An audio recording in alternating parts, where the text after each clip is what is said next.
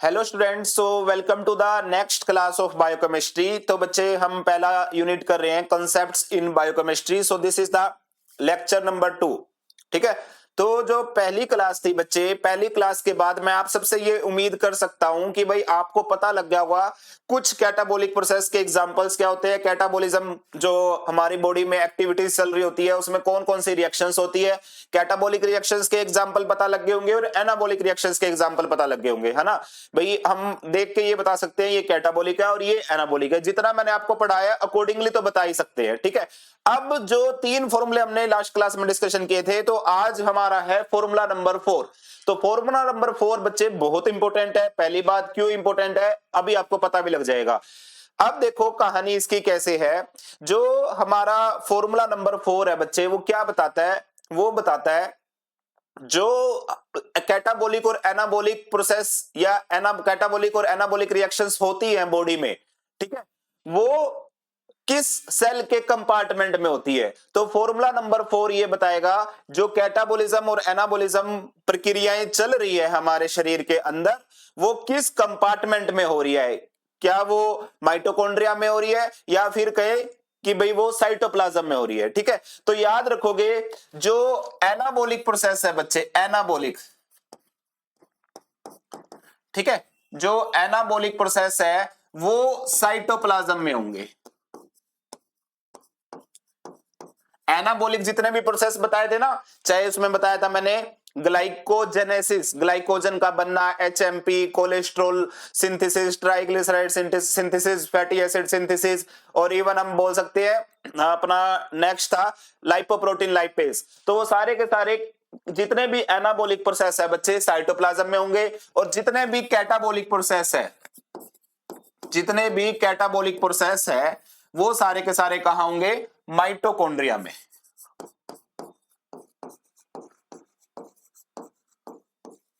ठीक है। तो साइटोप्लाज्म और माइटोकॉन्ड्रिया में होंगे।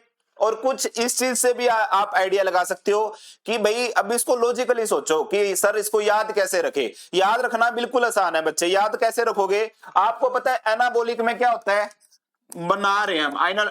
एनाबोलिक का मतलब होता है बनना, और कैटाबोलिक का मतलब होता है टूटना, है ना। तो जो बनेगा, बनना, अब जब आप कुछ बनाते हो, अपना घर भी बनाते हो, तो सबसे पहले आपको एरिया स्पेस चाहिए होता है। तो ऑब्वियस सी बात है साइटोप्लाज्म में ज्यादा स्पेस होता है, माइटोकॉन्ड्रिया एक छोटा सा सेल ऑर्गेनली है, कम स्पेस होता है। तो जब बनाते हो कोई चीज, घर भी बनाते हो, तो देखते हो ना कितने गज में है, 200 गज है, 150 गज है, 100 गज है। तो जितना ज्यादा गज में एरिया होगा उस हिसाब से बनेगा मकान। ठीक है। तो इस तरीके से एनाबोलिज्म का मतलब बनना, तो बनने के लिए स्पेस चाहिए। स्पेस क्या है, साइटोप्लाज्म। ठीक है। साइटोप्लाज्म में आपको पता ही है साइटोप्लाज्म क्या होता है। ये देखो एक एक मिनट में पहले पेन ड्राइव यहां लगा लेता हूं ताकि इसके अंदर एक इमेज दिखा पाऊं मैं आपको।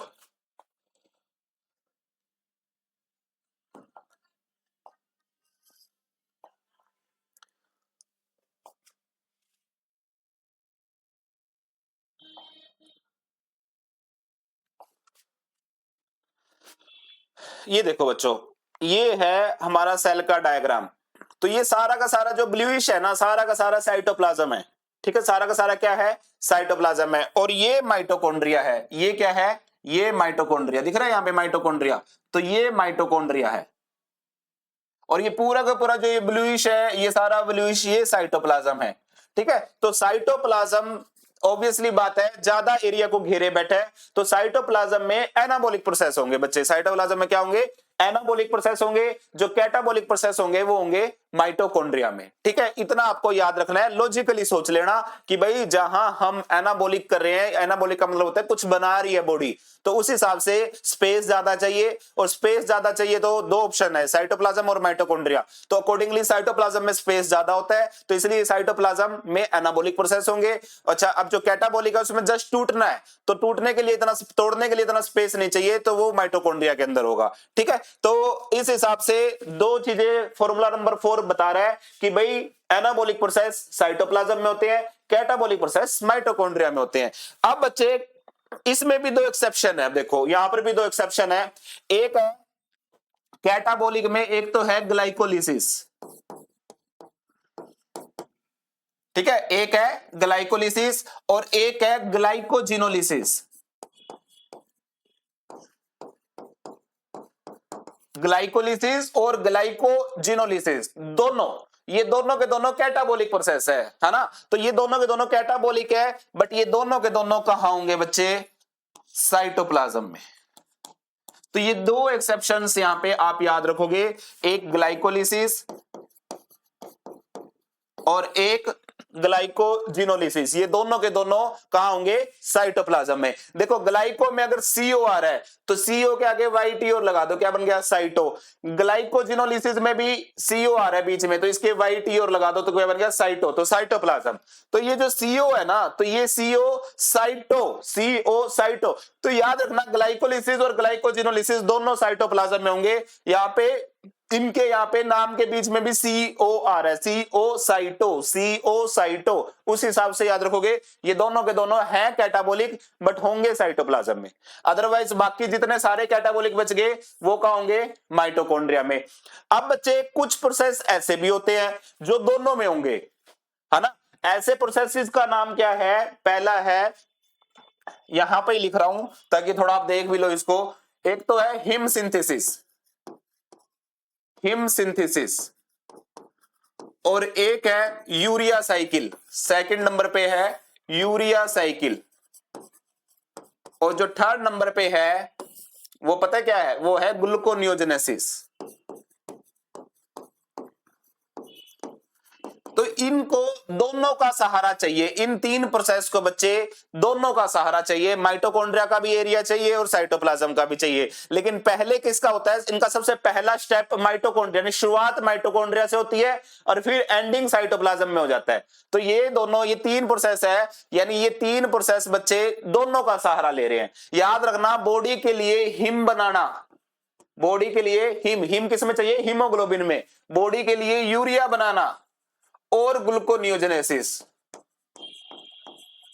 ये बहुत सोचो कि बॉडी के लिए टफ है, ये चीजें बॉडी के लिए बनानी बहुत टफ होती है। तो बॉडी दोनों का सहारा लेती है, माइटोकॉन्ड्रिया का भी और साइटोप्लाज्म का भी। तो इनका पहला स्टेप, इन तीनों का फर्स्ट स्टेप कहां होगा, माइटोकॉन्ड्रिया में। शुरुआत माइटोकॉन्ड्रिया से होगी लेकिन वो चलते चलते साइटोप्लाज्म तक पहुंच जाएगी। तो पहला एंजाइम जो ये रिएक्शन स्टार्ट करेगा, first enzyme in all these three reaction, पहला एंजाइम इन सभी तीन रिएक्शन में बच्चे वो कहां पे होगा, ऑब्वियस सी बात है, जब शुरुआत माइटोकॉन्ड्रिया से हो रही है तो पहला एंजाइम इन सभी तीनों रिएक्शनों का कहां मिलेगा आपको, माइटोकॉन्ड्रिया के अंदर मिलेगा। तो फर्स्ट एंजाइम कहां मिलेगा, माइटोकॉन्ड्रिया के अंदर, ठीक है। तो इन तीनों का पहला एंजाइम भी आपको कहां देखने को मिलेगा, माइटोकॉन्ड्रिया के अंदर मिलेगा। और ये इन सब का पहला स्टेप माइटोकॉन्ड्रिया के अंदर ही होगा, तो शुरुआत माइटोकॉन्ड्रिया से होगी। तो ये तीन प्रोसेस है जो माइटोकॉन्ड्रिया में भी होते हैं और साइटोप्लाज्म में भी होते हैं, ठीक है।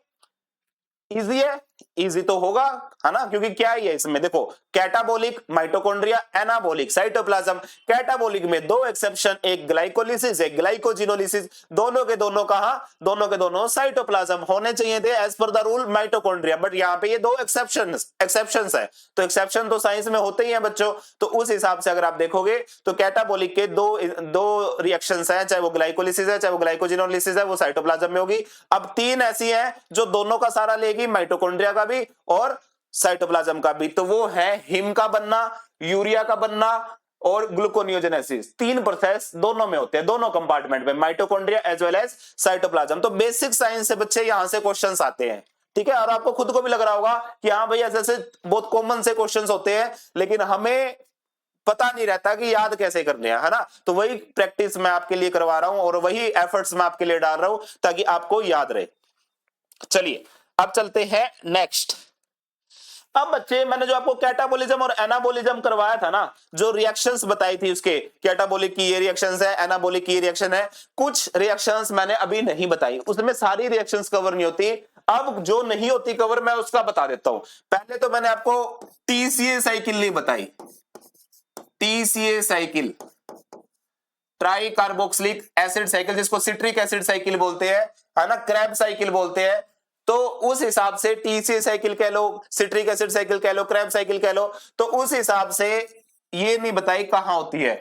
इलेक्ट्रॉन ट्रांसपोर्ट चेन नहीं बताया, ईटीसी इलेक्ट्रॉन ट्रांसपोर्ट चेन मैंने आपको नहीं बताया बच्चे कि इलेक्ट्रॉन ट्रांसपोर्ट चेन कहां होती है। तो ये जो दोनों पाथवे है ना, टीसी साइकिल और ईटीसी इलेक्ट्रॉन ट्रांसपोर्ट चेन, ये दोनों के दोनों वाइटल पाथवे हैं। वाइटल, वाइटल का मतलब होता है, वाइटल का क्या मतलब होता है भाई, ये चीज वाइटल है भाई, आपके लिए ऑक्सीजन वाइटल है, ऑक्सीजन के बिना आप नहीं रह सकते भाई, ऐसी चीज जो सर्वाइवल के लिए मस्ट हो। तो ये साइकिल सर्वाइवल के लिए मस्ट है। अगर तो कोई सेल जिंदा है ना तो ये टीसी और ईटीसी चल रही है, अगर वो मर गई है तो ये टीसी और ईटीसी उस सेल के अंदर नहीं चल रही। ठीक है, तो जिंदा रहने के लिए जिस तरह ऑक्सीजन जरूरी है, उसी तरह जिंदा रहने के लिए सेल के अंदर टीसी साइकिल और ईटीसी चलना जरूरी है। तो इसलिए ना तो ये स्टेट पे डिपेंड करती, ये जो साइकिल है ना किसी स्टेट पे डिपेंड नहीं करती कि भाई फेड स्टेट होगी तब चलूंगी, फास्टिंग स्टेट होगी तब चलूंगी, या स्टारवेशन स्टेट होगी तब चलूंगी। ये कहती है चाहे कोई भी स्टेट हो बॉडी की, इन्होंने चलना है। ठीक है, इनके पास यही होता है भाई, ये रुक गई तो सेल्स खत्म, सेल्स मर जाएंगी। तो ना तो ये फैट स्टेट पे, तो यहां पे याद रखना, ना तो ये फैट स्टेट पे डिपेंड करती, ना ये स्टारवेशन पे, और ना कोई फास्टिंग पे, और ना ये हार्मोन के ऊपर कि इंसुलिन इनको एक्टिवेट करेगा या ग्लूकागोन और उसकी टीम इसको एक्टिवेट करेगी। तो ये हार्मोन्स पे भी डिपेंड नहीं करती। ठीक है, तो उन पे भी डिपेंड नहीं करती ये भाई, इसका इनका चलना बहुत जरूरी है हमारे लिए। तो ये कहती है हम किसी पे डिपेंडेंट नहीं है कि भाई फलाना आएगा, इंसुलिन आएगा या ग्लूकागोन आएगा वो हमें एक्टिवेट करेगा, या फिर आप खाना खाओगे आप खाना नहीं खाओगे तो तब हम चलेंगे। इनका चलना शरीर के लिए बहुत जरूरी है, जैसे हमारे लिए ऑक्सीजन जरूरी है, तो इसलिए इनको बोलते हैं वाइटल पाथवे। क्लियर। अब आगे आ जाती है बच्चे नेक्स्ट, नेक्स्ट कहानी सुनो, और कौन कौन सी है। अब सेम चीज अप्लाई होती है जो फैट स्टारवेशन और फास्टिंग स्टेट, यानी फैट फास्टिंग और स्टारवेशन स्टेट पे डिपेंड नहीं करती, ना हार्मोन्स पे डिपेंड करती है, वो है यूरिया साइकिल। ये दोनों तो है ही है, इसके अलावा यूरिया साइकिल, यूरिया साइकिल भी डिपेंड नहीं करती। न्यूक्लियोटाइड डीएनए और RNA synthesis, nucleotide DNA RNA synthesis, nucleotide की सिंथेसिस, डीएनए की सिंथेसिस और आरएनए की synthesis, amino acid and protein synthesis, amino acid and protein synthesis.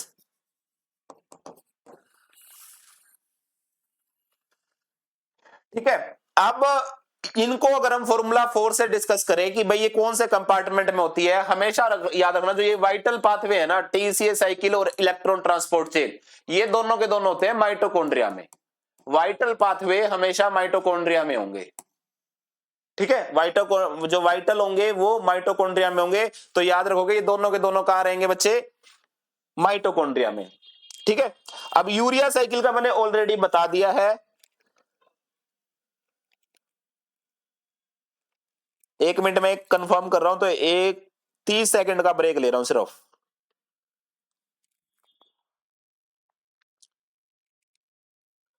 हमें भी बहुत चीजें ध्यान रखनी पड़ती है बच्चों पढ़ाते टाइम की कोई गलत इन्फॉर्मेशन आपके पास नहीं जाए, इसलिए मैं कुछ जैसे मेरे पढ़ाते पढ़ाते माइंड में कोई डाउट आता है ना, मैं पहले एक बार कंफर्म कर लेता हूं उस चीज को, ताकि आपको गलत ना बता पाऊं।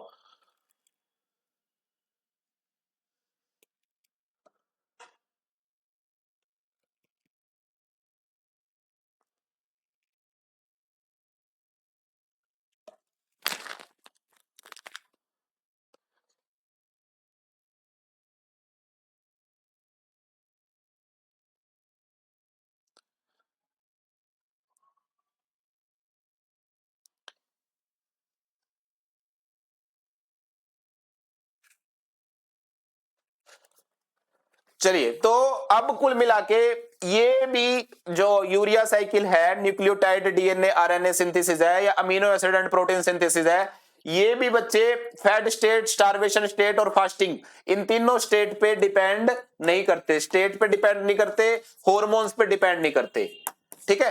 तो टीसीए साइकिल और ईटीसी याद रहोगे, वाइटल प्रोसेस कहां होते हैं, माइटोकॉन्ड्रिया में होते हैं। अब यूरिया साइकिल का मैं ऑलरेडी बता चुका हूं, यूरिया साइकिल हिमसिंथेसिस और ग्लूकोनियोजेनेसिस ये दोनों में होते हैं, माइटोकॉन्ड्रिया में स्टार्ट होंगे और साइटोप्लाज्म में भी होंगे। ठीक है, तो स्टार्ट माइटोकॉन्ड्रिया से होंगे, ये चीज आपको याद रखनी है।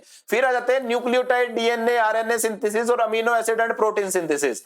तो बच्चे मैंने आपको पहले एक चीज बताई थी, शायद बायोकेमिस्ट्री में नहीं बताई, फार्माकोलॉजी में बताई होगी। भाई 3 चीजें होती हैं, देखो, डीएनए से एमआरएनए बनना और एमआरएनए से प्रोटीन बनना और डीएनए से डीएनए बनना। तो ये जो डीएनए से डीएनए बनता है इसको तो बोलते हैं रेप्लिकेशन। क्या बोलते हैं, रेप्लिकेशन। ठीक है, डीएनए से आरएनए बनना इसको बोलते हैं ट्रांसक्रिप्शन और आरएनए से प्रोटीन दैट इज ट्रांसलेशन। ठीक है, तो कुल मिला के डीएनए बिना 2 टाइप का होता है बच्चे, एक तो होता है माइटोकॉन्ड्रिया का डीएनए, क्या होता है, एक तो माइटोकॉन्ड्रियल डीएनए होता है, जो माइटोकॉन्ड्रिया का खुद का डीएनए है, माइटोकॉन्ड्रियल डीएनए। और एक डीएनए आपको दिखने को मिलेगा न्यूक्लियस में, न्यूक्लियर डीएनए। ठीक है, तो 2 टाइप का डीएनए होता है, mitochondrial DNA as well as nuclear DNA. अब ध्यान से समझो, जो माइटोकॉन्ड्रियल डीएनए है ना, डीएनए के साथ 3 प्रोसेस होते हैं, डीएनए का रेप्लिकेशन, डीएनए का ट्रांसक्रिप्शन जिससे डीएनए से आरएनए बनता है और आरएनए से प्रोटीन बनता है, ट्रांसलेशन। तो रेप्लिकेशन, ट्रांसक्रिप्शन और ट्रांसलेशन, ये तीनों माइटोकॉन्ड्रियल डीएनए के माइटोकॉन्ड्रिया में होंगे। माइटोकॉन्ड्रियल डीएनए के माइटोकॉन्ड्रिया में होंगे, चाहे वो रेप्लिकेशन हो, चाहे वो ट्रांसक्रिप्शन हो, चाहे वो ट्रांसलेशन हो। माइटोकॉन्ड्रिया का अगर डीएनए है, माइटोकॉन्ड्रिया कहता है मैं खुद ही जिम्मेवार हूं, मैं खुद अपने अंदर ही इन प्रोसेसेस को कैरी फॉरवर्ड करूंगा। तो माइटोकॉन्ड्रियल डीएनए के माइटोकॉन्ड्रिया में होंगे। रही बात न्यूक्लियस के, अब जो न्यूक्लियस के है ना, तो न्यूक्लियस का जो ये है रेप्लिकेशन और ट्रांसलेशन और ट्रांसक्रिप्शन 3 है ना, तो न्यूक्लियर डीएनए के केस में बच्चे जो ट्रांसलेशन है ये होगी साइटोप्लाज्म में। ठीक है, न्यूक्लियर डीएनए की जो ट्रांसलेशन होगी ये तो होगी साइटोप्लाज्म में, लेकिन एक बार मुझे इसका और कंफर्म करने दो।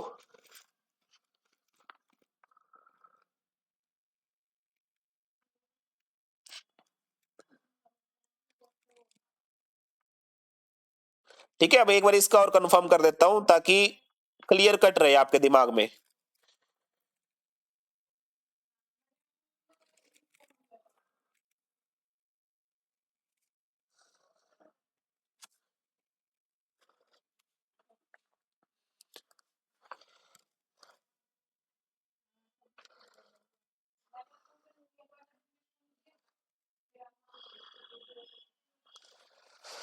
देखो, अब जो न्यूक्लियस डीएनए, ये तो माइटोकॉन्ड्रियल का तो सिंपल ही है, तो ये कहता है कि भाई जो रेप्लिकेशन है और ट्रांसक्रिप्शन है, यानी डीएनए से डीएनए का बनना और डीएनए से आरएनए का बनना, यानी रेप्लिकेशन और ट्रांसक्रिप्शन, ये तो होती है बच्चे न्यूक्लियस में, न्यूक्लियर डीएनए की रेप्लिकेशन और ट्रांसक्रिप्शन। लेकिन जो आरएनए से प्रोटीन बनता है ना, ये आरएनए से जो प्रोटीन बनता है ये काम होता है राइबोसोम पर, और राइबोसोम साइटोप्लाज्म में होगा।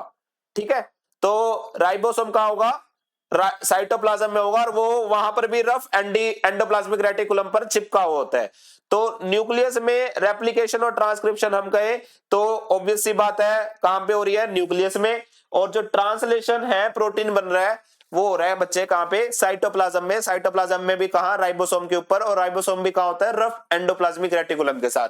दोबारा मैं समझा देता हूं, देखो, डीएनए 2 टाइप का, माइटोकॉन्ड्रियल और न्यूक्लियर। अब हमको पता है डीएनए के साथ 3 चीजें होती हैं, रेप्लिकेशन, डीएनए का रेप्लिकेशन होगा, डीएनए का ट्रांसक्रिप्शन होगा, डीएनए का ट्रांसलेशन होगा। तो ये तीनों के तीनों माइटोकॉन्ड्रिया में होंगे अगर डीएनए माइटोकॉन्ड्रिया का है।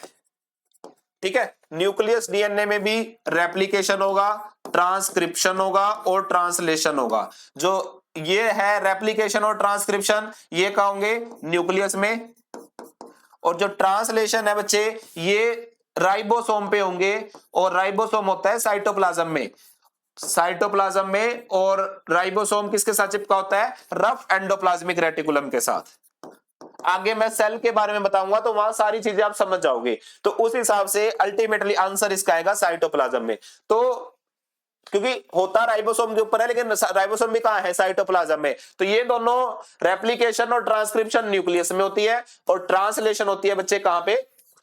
हमारी साइटोप्लाज्म में। ठीक है, तो ये चीज हमेशा ध्यान रखोगे, परमानेंट होगी अब आपके लिए। ठीक है, अब कहीं देखने की, सर्च करने की जरूरत नहीं है, बस अपनी नोटबुक में लिख लो, उस हिसाब से आपको पता लग जाएगा। चलिए, तो कुल मिला के हमको यहाँ पे जो कुछ चीजें समझी थी वो समझ में आ गई। Vital pathway mitochondria, urea cycle mitochondria as well as cytoplasm, nucleotide DNA और आरएनए सिंथेसिस, ये सब क्या है? ये सब कहां पे हो रही है? डिपेंड करता है डीएनए कौन सा है, माइटोकॉन्ड्रियल या न्यूक्लियर डीएनए, वो मैंने आपको बता दी। प्रोटीन सिंथेसिस भाई ट्रांसलेशन बोलते हैं, ट्रांसलेशन में क्या बनता है? आरएनए से प्रोटीन, ये भी मैंने आपको बता दी, डिपेंड करता है कौन सा डीएनए है। माइटोकॉन्ड्रियल डीएनए से आरएनए बन रहा है और फिर प्रोटीन बन रहा है तो माइटोकॉन्ड्रिया में, अगर न्यूक्लियर डीएनए से आरएनए बन रहा है और फिर प्रोटीन बन रहा है तो वो साइटोप्लाज्म में, राइबोसोम के ऊपर। क्लियर? तो फाइनली अगर मैं समराइज करूं, आपको एक टेबल दिखाता हूं।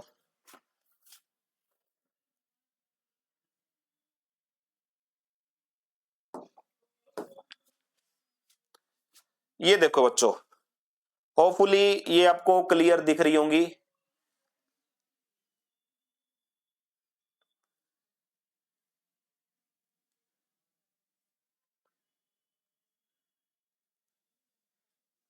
जी,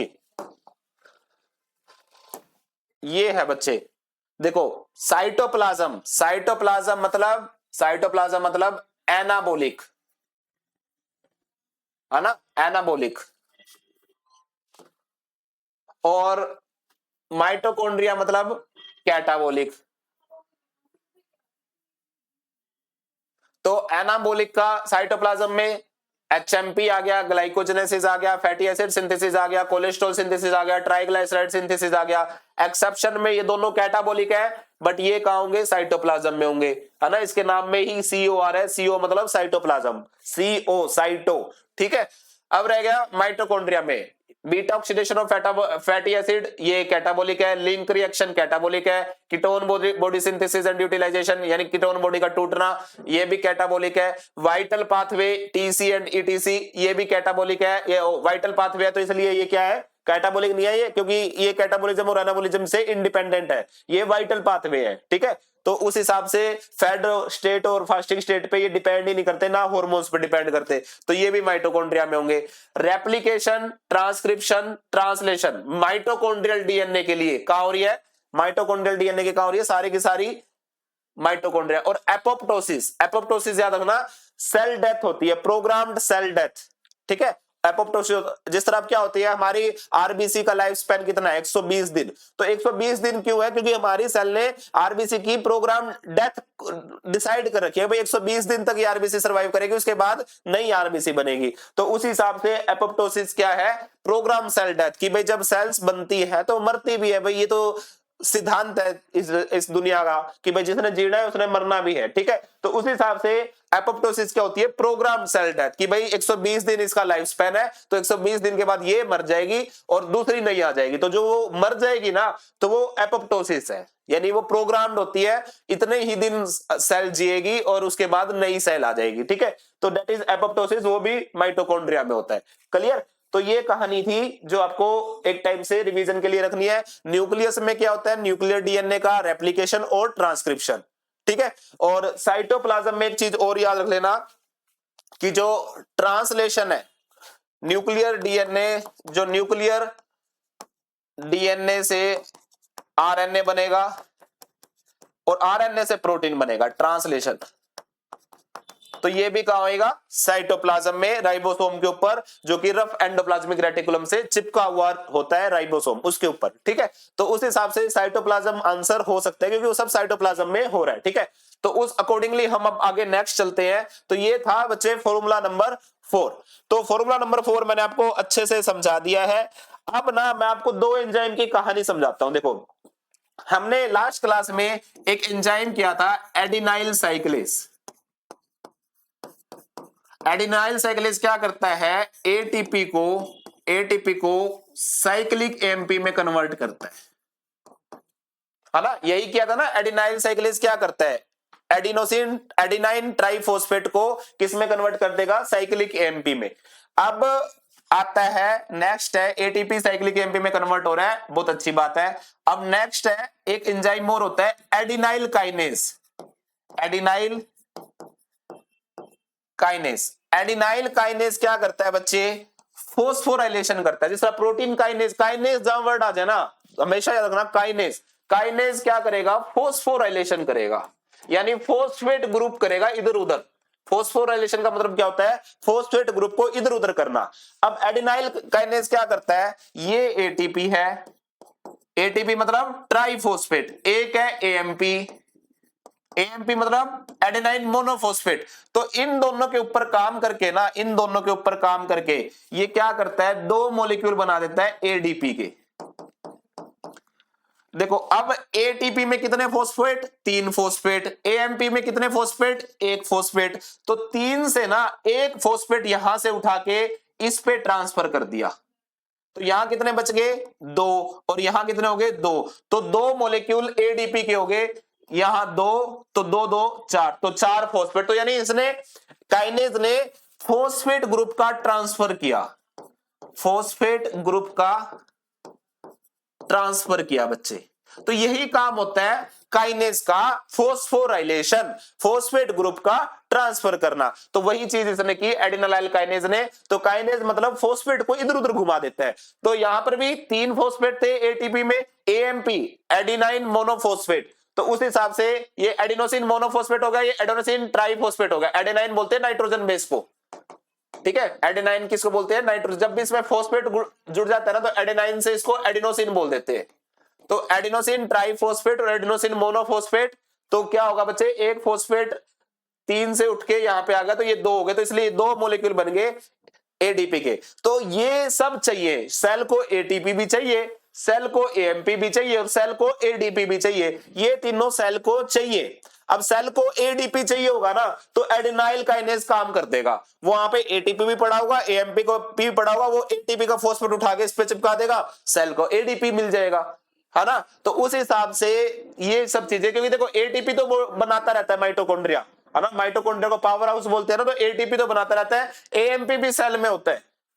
तो उस हिसाब से जब सेल को एडीपी चाहिए, ना एटीपी चाहिए ना एएमपी चाहिए, खाली चाहिए एडीपी, तो ये क्या करेगा, एडिनाइल काइनेज काम कर देगा अपना, ठीक है। तो इनकी जरूरत पड़ती रहती है, इसलिए एडिनाइल काइनेज भी काम करता रहता है और एडिनाइल साइक्लेज भी अपना काम करता रहता है, वो एटीपी से साइक्लिक एएमपी बनाता है। तो इन दो एडिनाइल को आप इनके साथ दोस्ती कर लो, इनको पहचान लो कि भाई साइक्लेज का क्या काम है, साइक्लेज का काम है साइक्लिक एएमपी बनाना, और काइनेज का काम है फॉस्फोराइलेशन करना, इधर उधर फॉस्फेट करना हो ना, तो काइनेज काम आता है, फॉस्फोराइलेशन करता है, ठीक है। तो ये दोनों एंजाइम के साथ आपको जान पहचान करवानी जरूरी थी, क्योंकि ये बहुत काम आने वाले हैं।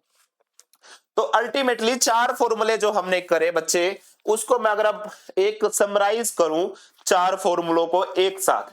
अब देखो हमने हार्मोन पढ़ा इंसुलिन,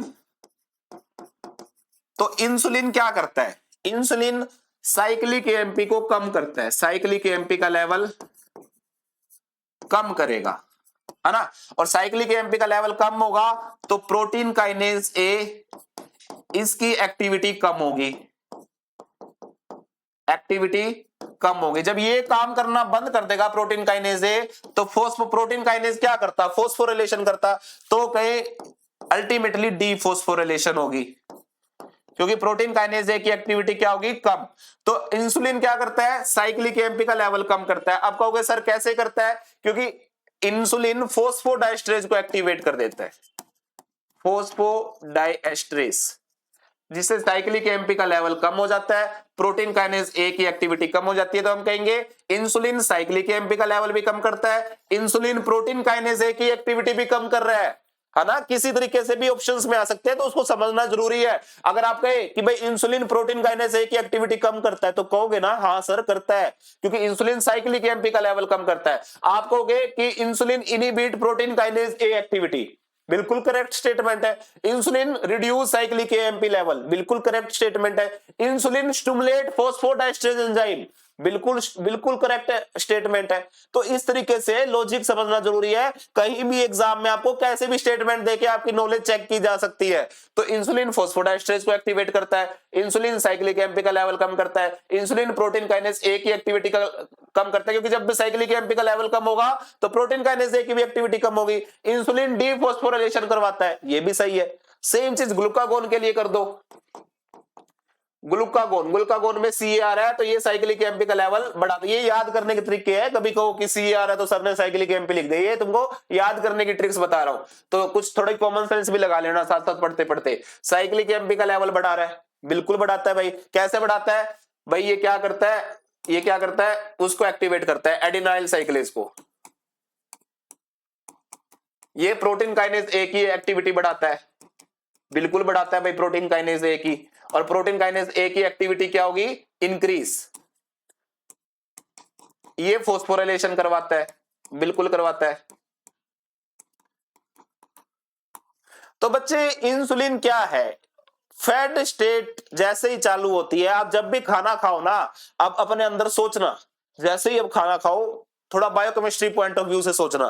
क्या सोचोगे? जैसे ही आपने खाना खाया, सुबह ब्रेकफास्ट किया, आपकी बॉडी फैट स्टेट में आ गई। आपकी बॉडी में क्या हो रहा है? इंसुलिन रिलीज हो रहा है। आपकी बॉडी की सेल्स में क्या कम हो रहा है? साइक्लिक एमपी कम हो रहा है। क्यों कम हो रहा है? क्योंकि आपकी बॉडी फैट स्टेट में फॉस्फोडाइस्ट्रेज एंजाइम एक्टिवेट हो चुका है और फॉस्फोडाइस्ट्रेज एंजाइम साइक्लिक एमपी को कम कर रहा है। तो आपकी बॉडी में कौन से प्रोसेस हो रहे हैं? एनाबॉलिक प्रोसेस हो रहे हैं। और एनाबॉलिक का क्या मतलब है?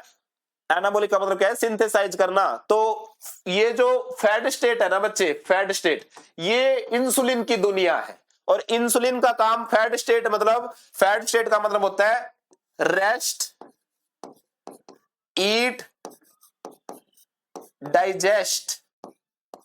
रेस्ट, ईट, डाइजेस्ट, ठीक है, एंड स्टोर, है ना। फैट स्टेट में क्या होता है? फैट स्टेट में आपने glucose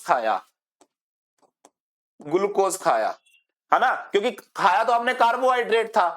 carbohydrate ultimately digestion process से किस में कन्वर्ट होगा? ग्लूकोज। आपने ये तो है नहीं कि ग्लूकोन डी के फक्के मारे, ग्लूकोन डी के तो फक्के मारे नहीं भाई, जाए मुट्ठी भरी और मुंह में गाली भाई जो अपनी ग्लूकोन डी है ना, ऐसा तो नहीं था।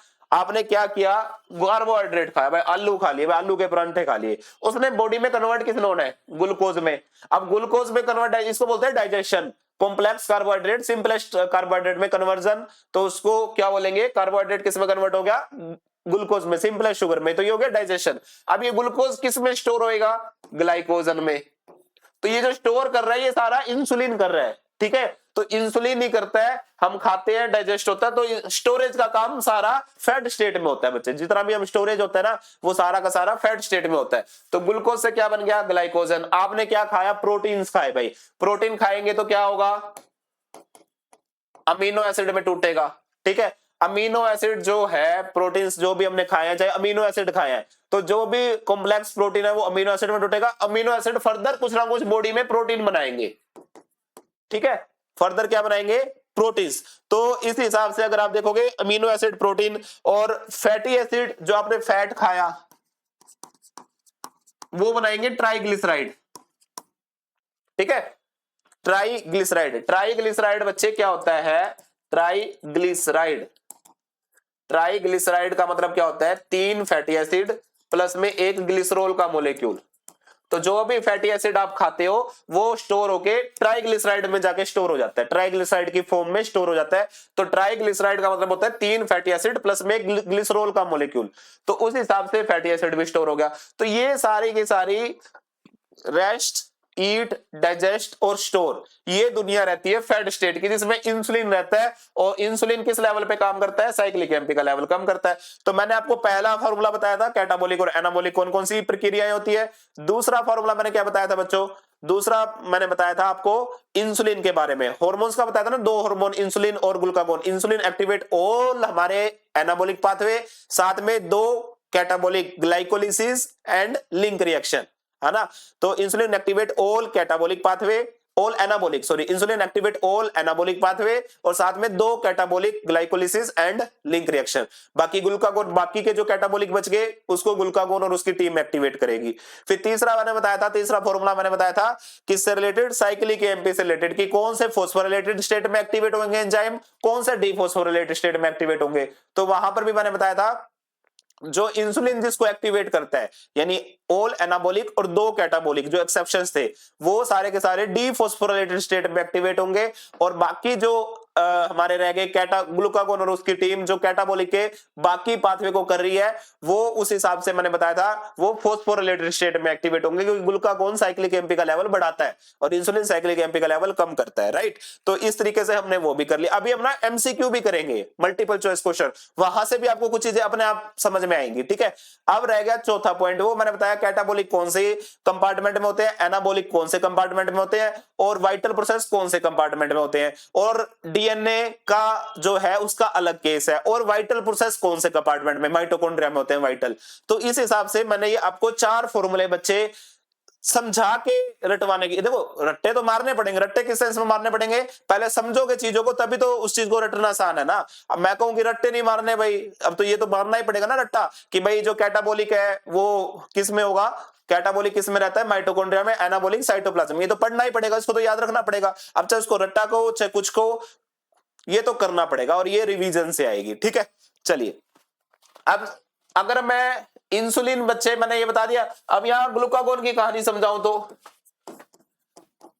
ग्लूकागोन, ग्लूकागोन आता है, ग्लूकागोन एंड इट्स टीम, है ना। इस टीम में ग्रोथ हार्मोन आ गया, ग्लूकोकोर्टिकोइड आ गया, एपिनेफ्रिन, नॉरएपिनेफ्रिन आ गया, थायराइड हार्मोन आ गया।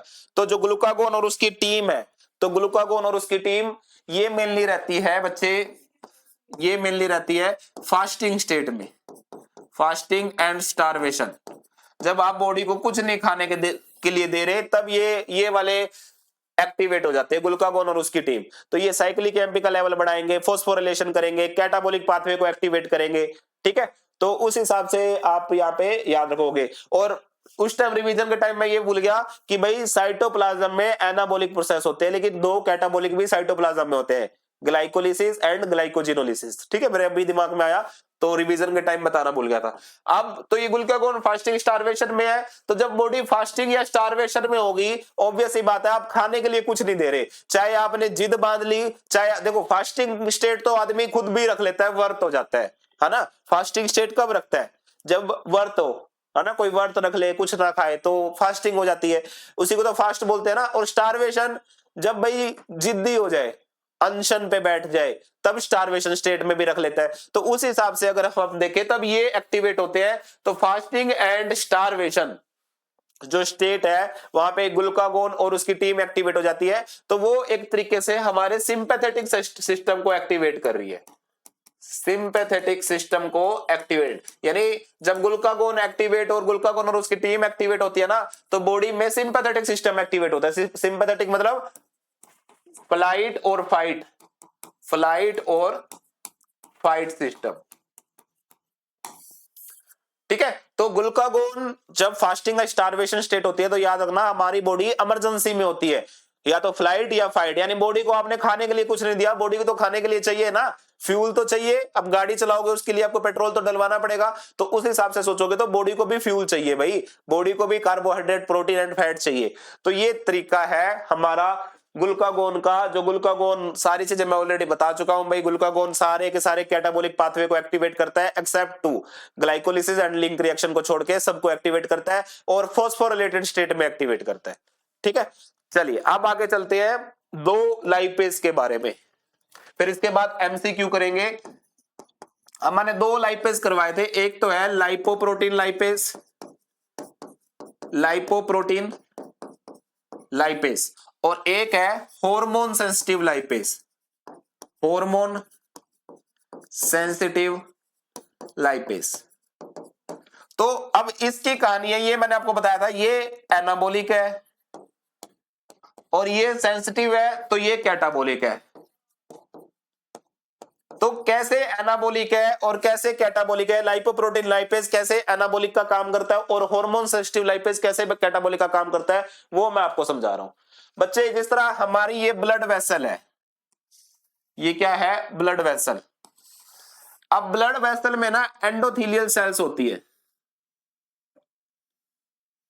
ब्लड वेसल में क्या होती है, एंडोथीलियल सेल्स।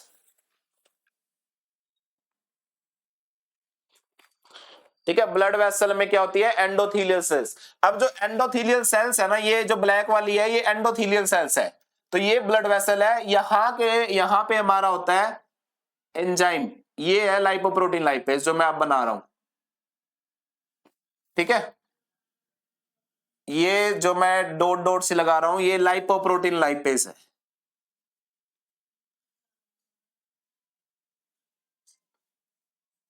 ठीक है, ये क्या है, लाइपोप्रोटीन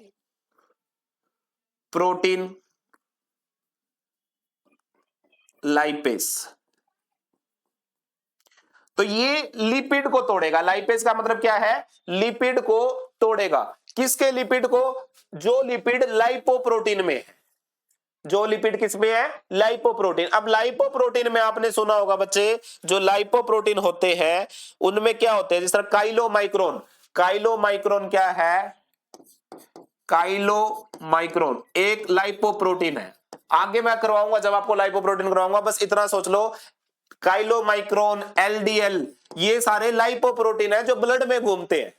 ठीक है, ये क्या है, लाइपोप्रोटीन है। लाइपो मतलब इसके अंदर लिपिड भी है और प्रोटीन भी है। तो काइलोमाइक्रोन क्या है, एक प्रोटीनेसिस कंपाउंड है और इसके अंदर लिपिड भी है। और LDL, LDL low density lipoprotein, तो इसके अंदर क्या है, लिपिड भी है और प्रोटीन भी है। तो ब्लड में जब घूमते हैं ना, ब्लड में लिपिड कैसे घूमता है, ब्लड में लिपिड लाइपोप्रोटीन के रूप में घूमता है। तो ये काइलोमाइक्रोन और एलडीएल क्या है, एक लाइपोप्रोटीन है। ठीक है, आगे डिटेल में जब आपको करवाऊंगा अपना बायोकेमिस्ट्री लाइपोप्रोटीन की तब बताऊंगा।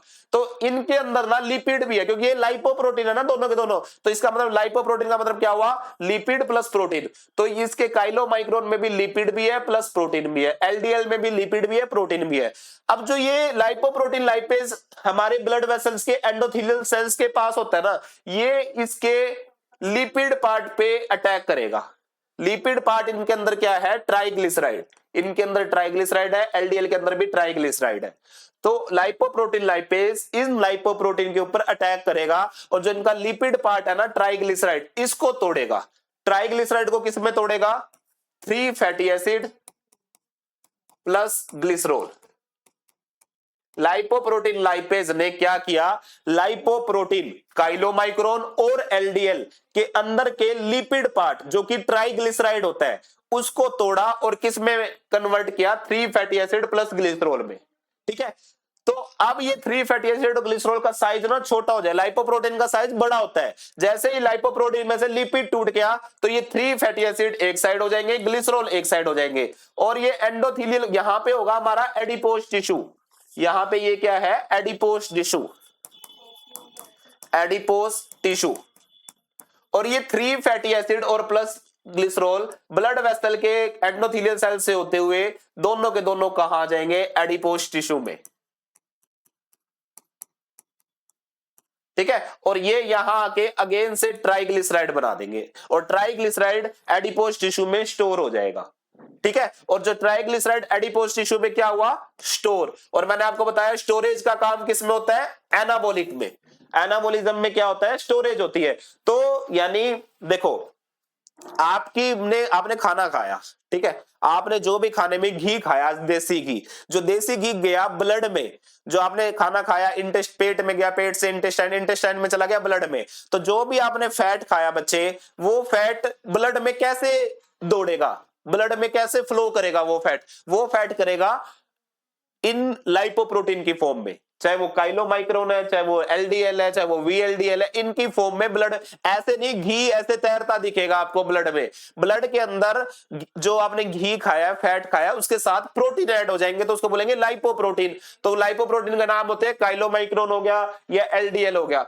तो इनके अंदर ट्राइग्लिसराइड होता है। ठीक है, इनके अंदर क्या होता है, ट्राइग्लिसराइड। तो उन ट्राइग्लिसराइड को तोड़ देता है कौन, ये लाइपोप्रोटीन लाइपेज। और जो जैसे ही टूटेगा तो ट्राइग्लिसराइड कन्वर्ट हो जाएगा 3 fatty acid plus glycerol glycerol में, ये छोटे छोटे मॉलिक्यूल है, ये क्रॉस कर जाते हैं। Lipoprotein as it is cross नहीं कर पाता मेम्ब्रेन को, ये क्रॉस करके कहां जाते हैं, एडिपोज टिश्यू में, जहां हमारा फैट स्टोर होता है।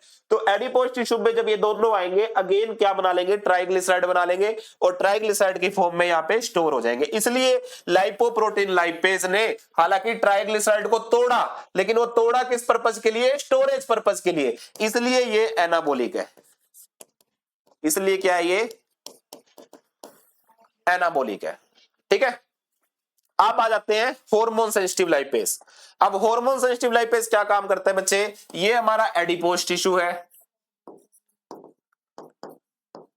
एडिपोज टिश्यू में क्या स्टोर है, ट्राइग्लिसराइड स्टोर है। तो एडिपोज टिश्यू में होता है हार्मोन सेंसिटिव लाइपेज।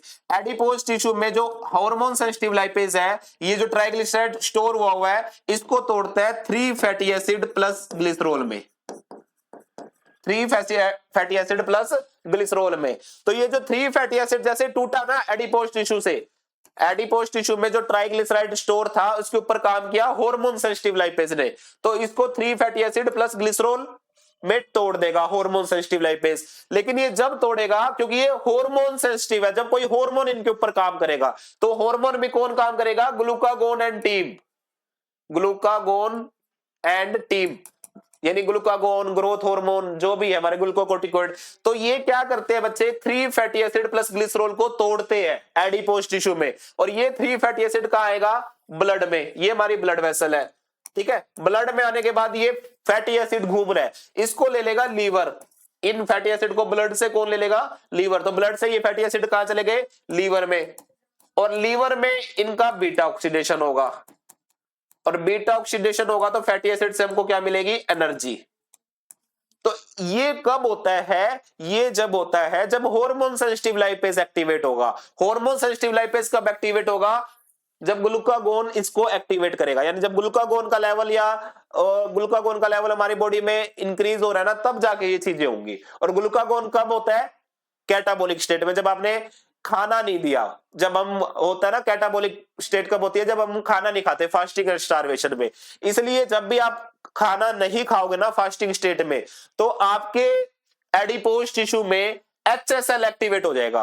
जब आप खाना नहीं खाओगे तो ग्लूकागोन का सिक्रीशन होगा, तो उस हिसाब से HSL एक्टिवेट हो जाएगा। तो आपके एडिपोज टिश्यू में जो ट्राइग्लिसराइड स्टोर है वो टूटेंगे फैटी एसिड प्लस ग्लिसरॉल में, ये टूट के आएंगे ब्लड में, ब्लड वेसल के ब्लड में, और ब्लड से चले जाएंगे लीवर में। लीवर में फैटी एसिड को तोड़ के लीवर क्या करेगा, एनर्जी प्रोवाइड करेगा, क्योंकि आप कुछ खा नहीं रहे, तो शरीर को तो एनर्जी चाहिए ना। तो शरीर ने इस एडिपोज टिश्यू में स्टोर ट्राइग्लिसराइड को तोड़ना शुरू कर दिया है। अगर आप खाना नहीं खा रहे या आप अनशन पे चले गए हो, तो आपको एडिपोज टिश्यू में स्टोर हुआ ट्राइग्लिसराइड टूट के फैटी एसिड में कन्वर्ट हो रहा है, ये फिर ब्लड में आ रहा है और ब्लड से लीवर में जा रहा है, लीवर इसका बीटा ऑक्सीडेशन करवा के एनर्जी प्रोड्यूस कर, ठीक है। तो क्योंकि यहां पे HSL जब एक्टिवेट हुआ, फाइनली बीटा ऑक्सीडेशन हुई फैटी एसिड की, यानी कुछ चीज टूटी, तो इसलिए HSL जो एंजाइम है ये कैटाबोलिक है,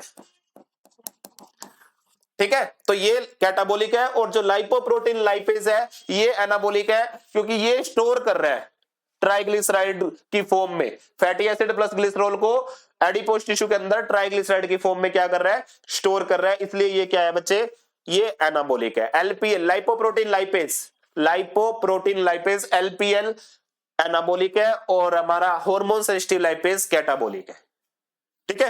तो LPL जब काम करता है जब आप कुछ खाते हो, और HSL जब काम करता है जब आप बॉडी को कुछ खाने के लिए नहीं दे रहे, आपकी बॉडी फास्टिंग या स्टारवेशन स्टेट में चली गई है, ठीक है। तो उस हिसाब से अब बच्चे हम फाइनली ना क्वेश्चंस प्रैक्टिस करते हैं। 10 क्वेश्चन है, तो मैं आपको बता देता हूं जो हमने अब तक पढ़ा है उसको यूज कैसे करेंगे।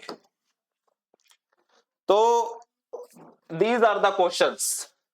तो पहला क्वेश्चन है बच्चे, ध्यान से समझेंगे। देखो अभी कुछ चीजें आपको नहीं समझ में आएंगी, क्योंकि आपको समझने के लिए ना ये पता होना चाहिए ग्लाइकोजन सिंथेस किस प्रक्रिया में शामिल होता है।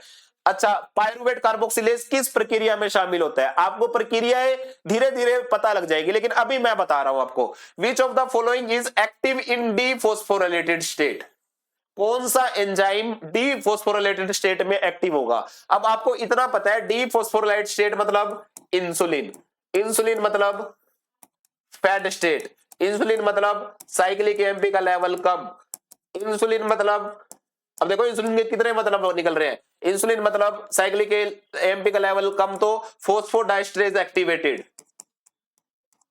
तो ये सब मतलब इंसुलिन के निकल रहे हैं, है ना। तो अब ग्लाइकोजन, इंसुलिन मतलब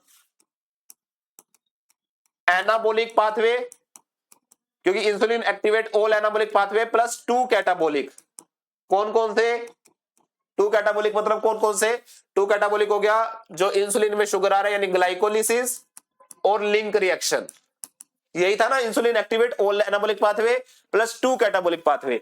अब जो ग्लाइकोजन सिंथेस है बच्चे, ये क्या है, ग्लाइकोजन सिंथेस, नाम ही बता रहा है ये तो एंजाइम, ग्लाइकोजन सिंथेस किसकी सिंथेसिस करवाएगा, ग्लाइकोजेनेसिस, ग्लाइकोजेनेसिस, ठीक है। तो पहला जो एंजाइम है वो कहां यूज हो रहा है, ग्लाइकोजेनेसिस में। अब ग्लाइकोजेनेसिस आपको पता है कौन सा पाथवे है, एनाबोलिक, है ना, ग्लाइकोजेनेसिस तो एनाबोलिक पाथवे है, तो एनाबोलिक पाथवे तो इंसुलिन एक्टिवेट करेगा इसको, तो इंसुलिन जिसको भी एक्टिवेट करता है उसको डीफॉस्फोरिलेटेड स्टेट में एक्टिवेट करता है, तो पहला आंसर इज यस, ये डीफॉस्फोरिलेटेड स्टेट में एक्टिवेट होगा, ठीक है। क्यों होगा, क्योंकि ग्लाइकोजन सिंथेस एंजाइम है, और ये ग्लाइकोजन सिंथेस एंजाइम किस प्रक्रिया में इन्वॉल्व होता है, ग्लाइकोजेनेसिस, और ग्लाइकोजेनेसिस क्या है, एनाबोलिक है, तो इंसुलिन इसको एक्टिवेट कर देगा, ठीक है।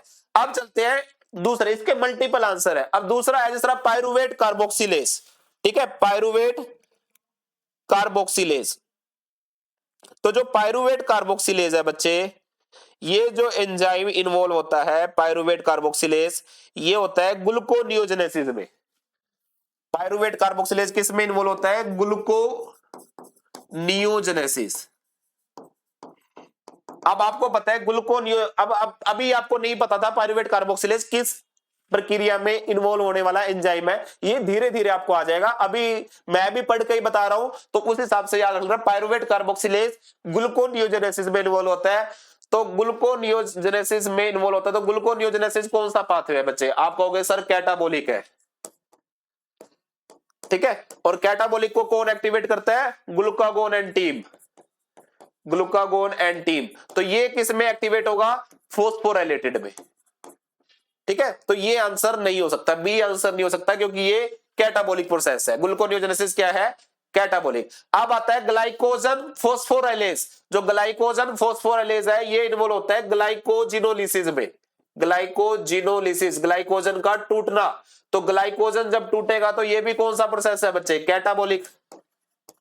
इसको भी कौन एक्टिवेट करेगा, ग्लूकागोन एंटीम, और जब ग्लूकागोन एंटीम एक्टिवेट करेगी तो ये भी कौन सी स्टेट में एक्टिवेट होगा, फोस्फोराइलेट, तो सी भी आंसर नहीं हो सकता। अब आ जाता है एसिटाइल को ए कार्बोक्सिलेज, पहले पायरुवेट कार्बोक्सिलेज था और अब है एसिटाइल को ए कार्बोक्सिलेज, ये एंजाइम इन्वॉल्व होता है एसिटाइल को ए कार्बोक्सिलेज फैटी एसिड सिंथेसिस में। अभी मत सोचना कि सर हमें तो एंजाइम का पता नहीं है कौन सी प्रक्रिया में शामिल हो रहा है, अभी जस्ट समझ लो, जब धीरे धीरे सब कर लेंगे तो अपने अभी कॉन्सेप्ट समझो कि भाई कौन से कैटाबोलिक है, तो फोस्फोराइलेटेड स्टेट में एक्टिवेट होगा ज्यादातर except two glycolysis and link reaction, और एनाबोलिक है तो डीफॉस्फोराइलेटेड स्टेट में एक्टिव होगा, साथ में 2 कैटाबोलिक जो एक्सेप्शन वाले आ जाएंगे। अब एसिटाइल कोए क्या है, carboxylase, acetyl CoA carboxylase fatty acid synthesis में इन्वॉल्व होने वाला एंजाइम है, तो फैटी एसिड सिंथेसिस क्या है, एनाबोलिक प्रोसेस है, और अगर ये एनाबोलिक प्रोसेस है तो कौन से स्टेट में होगी, डीफॉस्फोराइलेटेड स्टेट में, तो डी भी इसका आंसर आ जाएगा। अब आ गया पायरुवेट डीहाइड्रोजनेज, पायरुवेट डीहाइड्रोजनेज होता है बच्चे लिंक रिएक्शन में, लिंक रिएक्शन कौन सा प्रोसेस है, कैटाबोलिक है ना, बट इंसुलिन इसको एक्टिवेट करेगा, क्यों, इंसुलिन 2 एक्सेप्शन रहते हैं, ग्लाइकोलिसिस एंड लिंक रिएक्शन, तो लिंक रिएक्शन वाले एंजाइम को एक्टिवेट करता है इंसुलिन, तो इंसुलिन जब इसको एक्टिवेट करेगा तो कौन से उसमें करेगा, डीफॉस्फोराइलेटेड में, तो ई भी आंसर होगा, तो इसके आंसर हो गए ए डी ई। बस आपने ये देखना है कि ये जो एंजाइम इन्वॉल्व हो रहा है उस प्रक्रिया, वो प्रक्रिया कैटाबोलिक इन नेचर है या एनाबोलिक इन नेचर है, बस इतना याद रख रहे हैं, ठीक है। तो जिस तरह ग्लाइकोजन सिंथेस ग्लाइकोजिनेसिस में इन्वॉल्व होता है, ये एनाबोलिक प्रक्रिया है, एसिटाइल कोए कार्बोक्सिलेज ये फैटी एसिड सिंथेसिस में इन्वॉल्व होता है, ये भी एनाबोलिक प्रक्रिया है।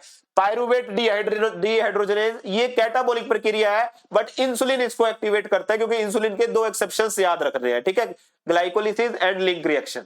तो उस हिसाब से ये भी डीफॉस्फोलेटेड में एक्टिवेट होगा। सबसे पहले तो ये देखो कि भाई कैटाबोलिक है या एनाबोलिक। एनाबोलिक है तो सिंपली डीफॉस्फोलेटेड स्टेट। एक वो था एटीपी, वो फैटी एसिड सिंथेसिस का, कौन, एटीपी सिट्रेटलाइज, जो एक्सेप्शन था जो मैंने आपको लास्ट क्लास में बताया था, एटीपी सिट्रेटलाइज, वो भी फैटी एसिड, जिस तरह ये है ना एसिटाइल कोए कार्बोक्सिलेज, तो वहां पे एक और होता है एटीपी सिट्रेटलाइज, तो वो एंजाइम ऐसा था जो था तो फैटी एसिड सिंथेसिस का, लेकिन वो फोस्फोरेटेड स्टेट में एक्टिवेट हो रहा था, ना कि डीफॉस्फोलेटेड में। तो होपफुली मैं आपको समझा पा रहा हूँ कि कैसे कैसे चीजों को पहचानना है। अभी थोड़ा टफ लग रहा होगा, लेकिन समय के साथ साथ जब हम और चीजों को डिटेल में सीख जाएंगे तो बहुत सिंपल लगेंगी ये चीजें। ठीक है, अब चलते हैं नेक्स्ट क्वेश्चन में। तो इसका आंसर हो जाएगा A, D and E. Which of the following does not occur in mitochondria. अच्छा जी, ये तो हमने पढ़ा ही है, beta oxidation of fatty acid catabolic. तो कैटाबोलिक होगा तो कहां होगा बच्चों, माइटोकॉन्ड्रिया, है ना। कैटाबोलिक होगा तो कहां होगा, mitochondria. Fatty acid synthesis anabolic, anabolic होगा तो कहां होगा, cytoplasm. DNA synthesis, DNA replication, तो अब हम इसको कौन सा माने, माइटोकॉन्ड्रियल डीएनए मान लेते हैं, क्योंकि न्यूक्लियर डीएनए की तो सिंथेसिस न्यूक्लियस में होती है। तो यहां पे माइटोकॉन्ड्रियल डीएनए है तो माइटोकॉन्ड्रिया प्लस न्यूक्लियस दोनों, है ना। न्यूक्लियर डीएनए की होगी तो डीएनए सिंथेसिस हो गया, न्यूक्लियर डीएनए की तो डीएनए रेप्लिकेशन न्यूक्लियस में होती है, न्यूक्लियर डीएनए की माइटोकॉन्ड्रिया में होती है। प्रोटीन सिंथेसिस, है ना, प्रोटीन सिंथेसिस मैंने आपको बताया था, माइटोकॉन्ड्रिया वाले की माइटोकॉन्ड्रिया में, न्यूक्लियर की साइटोप्लाज्म में, और साइटोप्लाज्म में भी कहां पे, राइबोसोम के ऊपर, जो रफ एंडोप्लाज्मिक रेटिकुलम से चिपका हुआ होता है। तो इस हिसाब से इनमें से कौन सा माइटोकॉन्ड्रिया में नहीं होता, पहला माइटोकॉन्ड्रिया में होता है, दूसरा फैटी एसिड सिंथेसिस एनाबोलिक है, साइटोप्लाज्म में होता है, तो ये माइटोकॉन्ड्रिया में नहीं होगा। डीएनए सिंथेसिस माइटोकॉन्ड्रिया में भी हो रही है, न्यूक्लियस में भी हो रही है, तो माइटोकॉन्ड्रिया में तो हो ही रही है। प्रोटीन सिंथेसिस माइटोकॉन्ड्रिया में भी हो रही है और साइटोप्लाज्म में भी हो रही है, तो माइटोकॉन्ड्रिया में तो हो ही रही है। तो कौन सा माइटोकॉन्ड्रिया में नहीं होता, B will be the right answer, fatty acid synthesis, क्योंकि ये एनाबोलिक है तो ये साइटोप्लाज्म में होगा। क्लियर, कोई टफ नहीं है, बस कॉन्सेप्ट्स क्लियर होने चाहिए। ठीक है, चलिए next question. Insulin promote lipogenesis by all. Insulin lipogenesis मतलब लिपिड को सिंथेसाइज करता है, लिपिड मतलब चाहे वो फैटी एसिड सिंथेसिस कह रहा है, इंसुलिन फैटी एसिड सिंथेसिस को प्रमोट करता है बाय ऑल, सभी प्रोसेस से, बट केयरफुल रहना, यहां पूछा हुआ है एक्सेप्शन। तो एक ऐसा है जो इंसुलिन नहीं करता। इंसुलिन साइक्लिक एएमपी का लेवल कम करता है, बिल्कुल करता है, yes. Insulin increase glucose Uptake, भाई सेल्स जो है ये क्या करता है, इंसुलिन ब्लड में ग्लूकोज कम करता है। तो ब्लड में ग्लूकोज कैसे कम करता है, ब्लड से ग्लूकोज को भेजता है सेल्स के पास, है ना। इंसुलिन क्या करता है, ये देखो ये ब्लड है, ब्लड में ग्लूकोज ज्यादा है, तो इंसुलिन दिखते ही ना, इंसुलिन दिखते ही ग्लूकोज सारा का सारा साथ वाली सेल्स में जाना शुरू कर देता है, तो ग्लूकोज सेल्स के अंदर, तो ये इंक्रीज ग्लूकोज अपटेक, तो ये ग्लूकोज का अपटेक बाय सेल्स इंक्रीज करता है, बिल्कुल करता है भाई। ठीक है, insulin inhibit pyruvate dehydrogenase, pyruvate dehydrogenase कहां का है, लिंक रिएक्शन का, है ना। पायरुवेट डिहाइड्रोजनेज कौन सा एंजाइम है, लिंक रिएक्शन का। तो इंसुलिन सभी एनाबोलिक पाथवे को एक्टिवेट करता है, साथ में दो कैटाबोलिक, कौन कौन से, ग्लाइकोलिसिस एंड लिंक रिएक्शन। तो इंसुलिन इनिबिट नहीं करता, इंसुलिन तो उसको एक्टिवेट करता है। तो सी हमारा आंसर है, जो एक्चुअल में एक्सेप्शन दे रखा है यहाँ पे। तो इंसुलिन तो पायरुवेट डिहाइड्रोजनेज को एक्टिवेट करता है, क्योंकि इंसुलिन सभी एनाबोलिक पाथवे को एक्टिवेट करता है, इंसुलिन साथ में ग्लाइकोलिसिस एंड लिंक रिएक्शन को भी एक्टिवेट करता है, दो कैटाबोलिक को, और लिंक रिएक्शन का एंजाइम है पायरुवेट डिहाइड्रोजनेज कॉम्प्लेक्स। ठीक है, तो इसलिए इंसुलिन कभी भी पायरुवेट डिहाइड्रोजनेज को इनिबिट नहीं करता, बल्कि एक्टिवेट करता है। इंसुलिन इंक्रीज एसिटाइल कोए, है ना, मैंने आपको बताया था ना, लिंक रिएक्शन में क्या होता है, पायरुवेट से क्या बनता है, एसिटाइल कोए,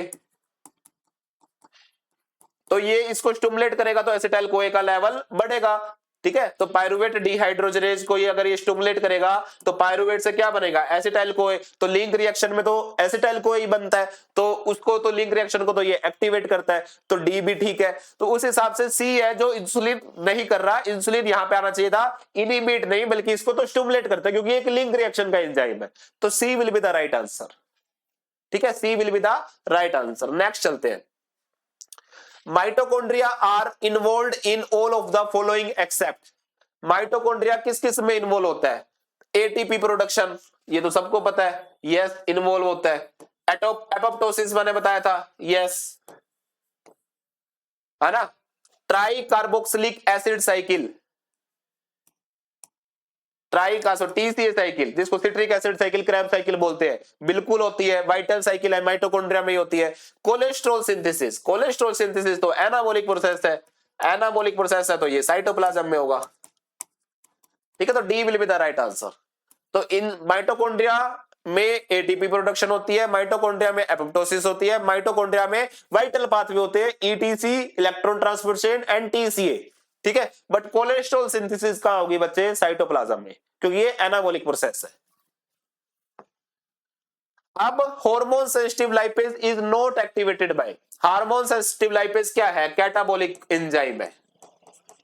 तो कैटाबॉलिक एंजाइम को कौन एक्टिवेट नहीं करेगा? इंसुलिन एक्टिवेट नहीं करेगा। ये सारे के सारे ग्लूकागोन, कैटेकोलामाइन में आगे एपिनेफ्रिन और नोरेपिनेफ्रिन, है ना। थायराइड के जो हार्मोन है वो भी इसी पे आ गए, तो इंसुलिन एक्टिवेट नहीं करेगा। A will be the right answer. ठीक है, hormone sensitive lipase is not activated by insulin, क्योंकि ये कैटाबॉलिक एंजाइम है, और अभी बताया कैसे है। Next, Which of the following is not seen in low insulin glucagon ratio? तो low insulin, which of the following is not seen in low insulin? सबसे पहले तो लो इंसुलिन कब होगा बताओ? लो इंसुलिन ज्यादा कब होता है? एनाबॉलिक, जैसे ही हम फैट स्टेट में आते हैं तो इंसुलिन का सिक्रीशन ज्यादा होता है। तो लो इंसुलिन कब होगा? तो लो इंसुलिन होगा कैटाबॉलिक स्टेट में, कैटाबॉलिक स्टेट में लो इंसुलिन होगा। अब देखो ग्लूकोनियोजेनेसिस क्या है?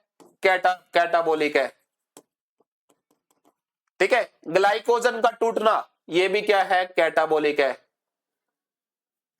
कीटोन बॉडी का बनना कैटाबॉलिक है। ग्लाइकोजन का स्टोरेज हमेशा एनाबॉलिक रहती है।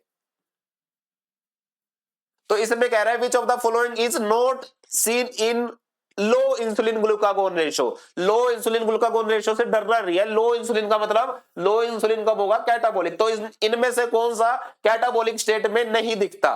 तो ग्लूकोनियोजेनेसिस भी कैटाबॉलिक स्टेट में दिखती है, ग्लाइकोजन टूटना भी कैटाबॉलिक स्टेट में, कीटोन का बनना भी कैटाबॉलिक स्टेट में। ग्लाइकोजन स्टोरेज है जो कैटाबॉलिक स्टेट में नहीं दिखेगी। तो D will be the right answer, D will be the right answer बच्चों।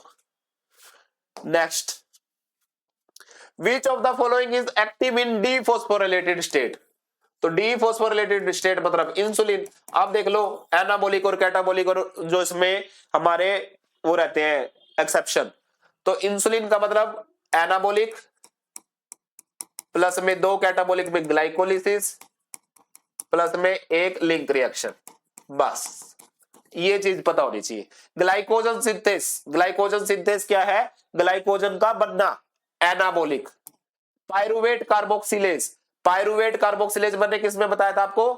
ग्लूकोनियोजेनेसिस में, है ना, catabolic. Glycogen phosphorylase, pyruvate carboxylase मैंने किस में? इसी में बताया था ना, हाँ, ग्लूकोनियोजेनेसिस में। पायरुवेट कार्बोक्सिलेज ग्लूकोनियोजेनेसिस का स्टेप है, तो कैटाबॉलिक। ग्लाइकोजन फोस्फोराइलेज क्या करेगा? ग्लाइकोजन को तोड़ेगा, तो ग्लाइकोजिनोलिसिस में होता है ये। ग्लाइकोजन फोस्फोराइलेज किस में होता है? ग्लाइकोजिनोलिसिस में, तो ये भी कैटाबॉलिक। पेप्सी के होता है फोस्फोइनोल पायरुवेट कार्बोक्सीकाइनेज, ये भी ग्लूकोनियोजेनेसिस का है, तो ये भी catabolic. Which of the following is active in dephosphorylated state? तो A will be the answer, क्योंकि ये एनाबॉलिक है। तो इंसुलिन ग्लाइकोजन सिंथेस को एक्टिवेट करेगा डीफॉस्फोरिलेटेड स्टेट में बच्चे। ठीक है, कौन से स्टेट में? डीफॉस्फोरिलेटेड स्टेट में। ठीक है, बाकी सारे कैटाबॉलिक है, तो सारे के सारे ये फॉस्फोरिलेटेड स्टेट में एक्टिव होंगे। और किससे एक्टिव होंगे? ग्लूकागोन एंड टीम से, glucagon and team. Next, all occur in mitochondria except glycolysis. Glycolysis तो मैंने आपको बताया था ना साइटोप्लाज्म में, ग्लाइकोलिसिस और ग्लाइकोजिनोलिसिस दोनों साइटोप्लाज्म में। T cycle mitochondria, ETC mitochondria, ketogenesis catabolic है तो माइटोकॉन्ड्रिया। तो ये रह गया हमारा all occur in mitochondria except, तो A will be the right answer. Glycolysis का होगी साइटोप्लाज्म में, ग्लाइकोलिसिस एंड ग्लाइकोजिनोलिसिस साइटोप्लाज्म में होती है। Next, the biosynthesis of enzyme pyruvate carboxylase is repressed by, ठीक है, रिप्रेस्ड। एक बार मैं आपको एक्चुअल मीनिंग बता दूं रिप्रेस्ड का क्या मतलब होता है।